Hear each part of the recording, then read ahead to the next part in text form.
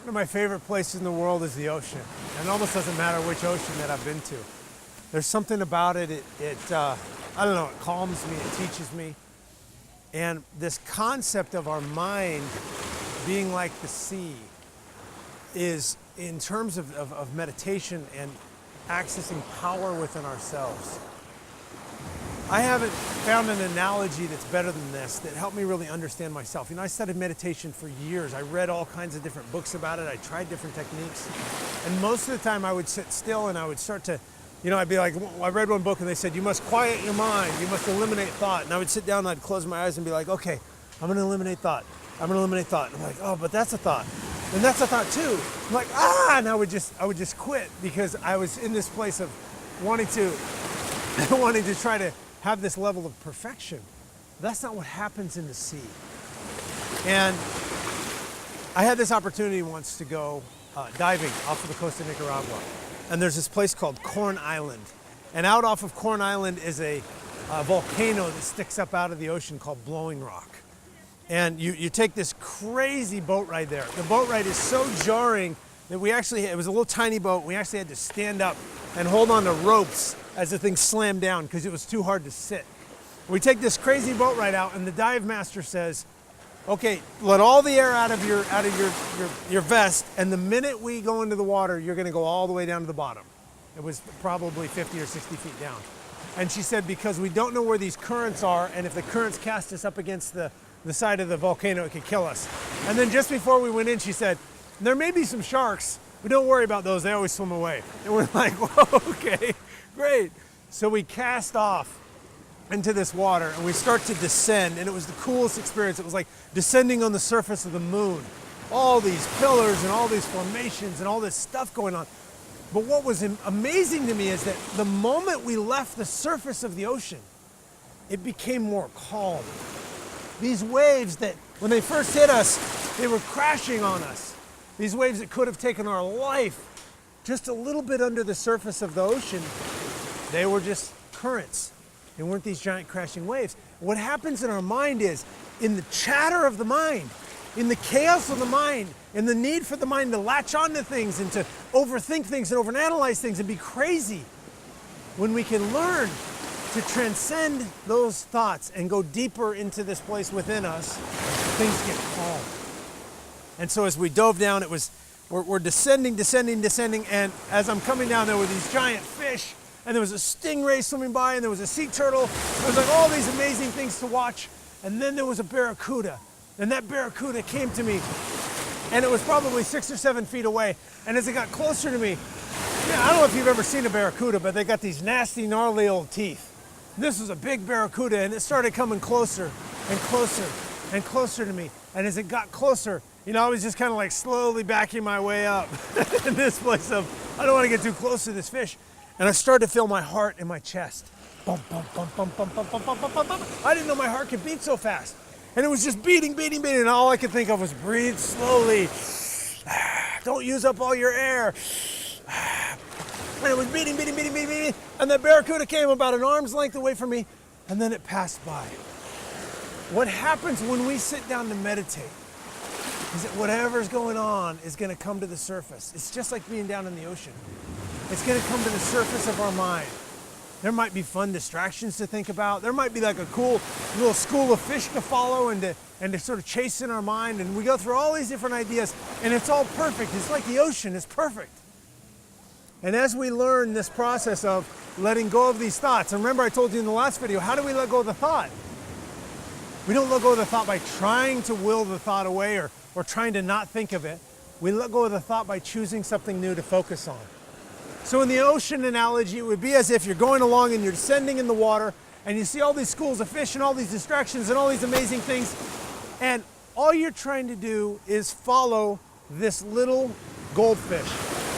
You know how goldfish swim? This really effortless, light, easy way that they move.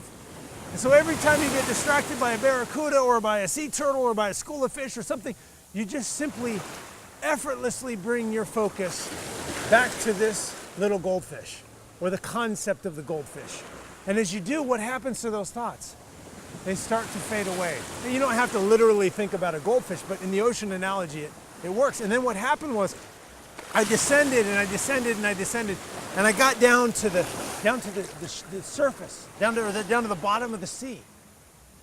And I was next to the volcano, and I put my feet down on the sand at the bottom of the sea, and I looked up that volcano, and I could see those waves just crashing on the surface and just blowing across it, and the bubbles and the light, the place that would have destroyed me. And yet down in this place of quiet, that wave, that same current, it just edged me against the volcano. Just a really light movement.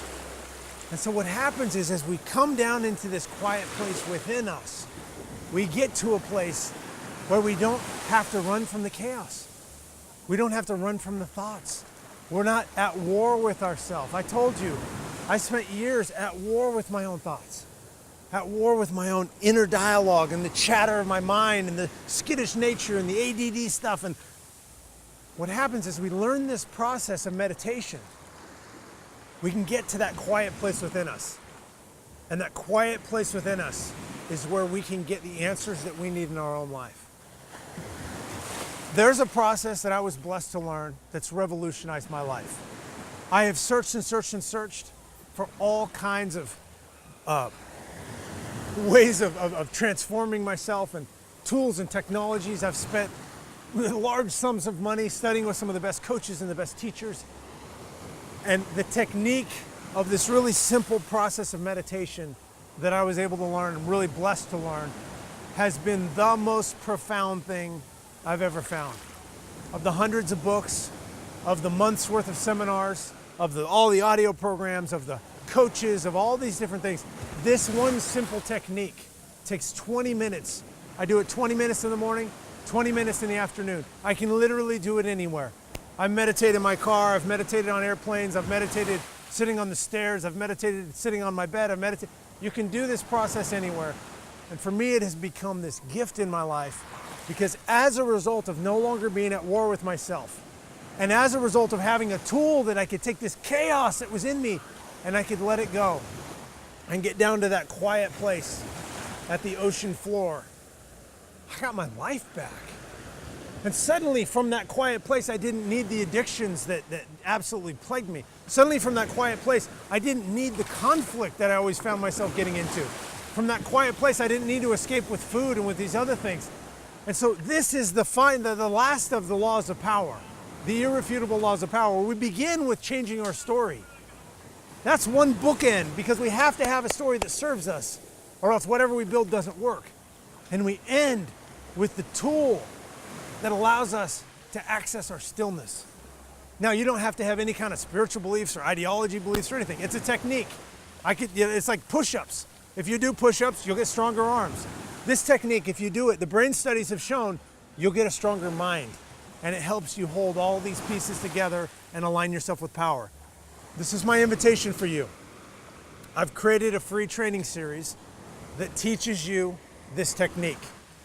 But this is the caveat. I only want you to go into this training, and it's free, and I make it free because it's this tool that I believe that the world deserves to have. But here's the caveat.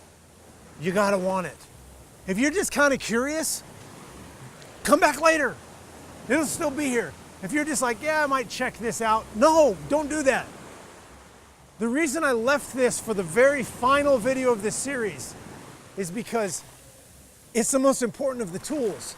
And I only wanted people to get this and access this that paid the price, that were committed to change, that wanted this bad enough that they'll actually use the tool. Because if I teach it, and it's happened, I've seen it, when people learn it and they're just kind of curious, they're just kind of like not so interested, they don't apply it. And I think it's the biggest travesty. So if you're not in a place where you're like, I know I want this, I am committed to learning this and practicing this, then just end the video now, and we can continue this relationship as we go forward. And when you're ready, when it speaks to you and says, I'm ready for a tool that can transform my life, this is the commitment I ask for. There's 4 training videos. First training video probably take 45 minutes for you to actually practice together. There's 3 follow-up videos after that. They're each going to take roughly 30 to 35 minutes, and we practice this together over a period of 4 days.